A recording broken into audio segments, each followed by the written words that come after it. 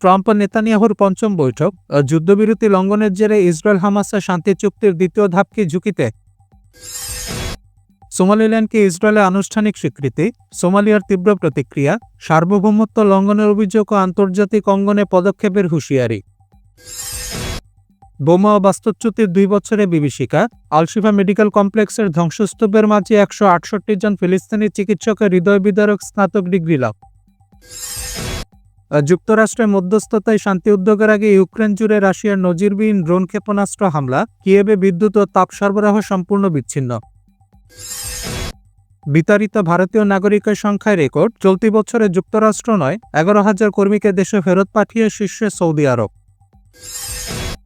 এবং বরফ ও পিচ্ছিল রাস্তায় বিপর্যয়, জাপানে গুরুত্বপূর্ণ মহাসড়কে 2টি ট্রাকের সংঘর্ষের পর ভয়াবহ চেইন দুর্ঘটনায় 50টি যানবাহন ধ্বংস, নিহত 2।